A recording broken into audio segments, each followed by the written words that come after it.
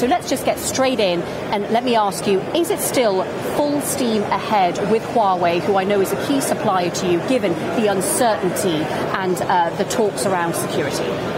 Well, we're full steam ahead with our 5G launch, and this show is all about 5G, both the network and the handset side.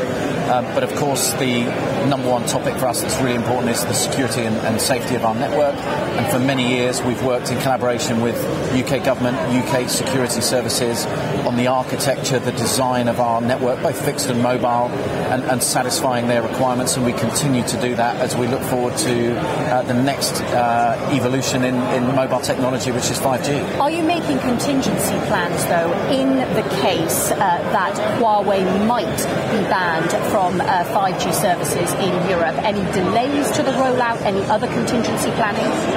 Well, we have to plan for many, many eventualities at the moment, and of course we're planning and having those discussions with government and the security services about how we design our network.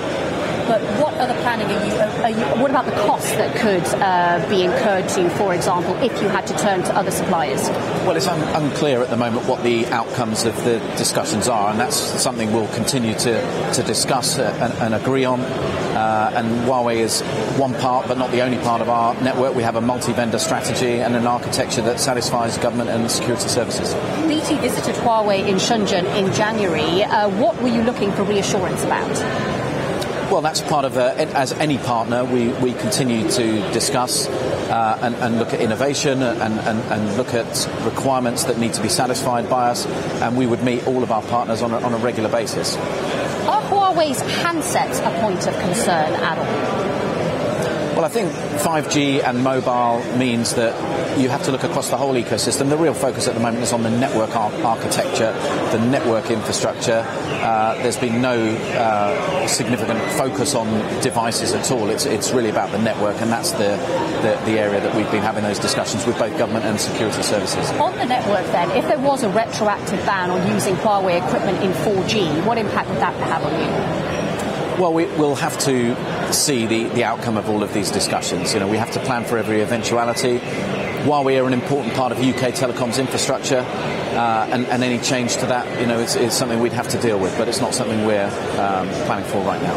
The other thing that the mobile industry has to deal with is the slowing sales for iPhone handsets, which has an impact throughout the supply chain. I'm wondering whether Apple is working more closely or collaborating more with BT and EE in recent months as it gets harder to sell these iPhones. Well, I think as we got to the end of 2018, we did have a theme, I think generally, not with any one particular vendor, of slowing smartphone sales. We saw chip manufacturers across Asia reporting slowing sales, and the two biggest brands, both Samsung and Apple, reporting slower sales too. So, you know, I think the really encouraging thing being here at MWC is the launch of new form factors. We've seen foldable phones being launched, new 5G devices, and I really do believe that's going to kickstart some demand again in smartphones. And over the last few weeks, actually, we've seen some encouraging signs of new form factors going on sale and delivering reasonable volumes. Have you been stockpiling any iPhones with Brexit approaching?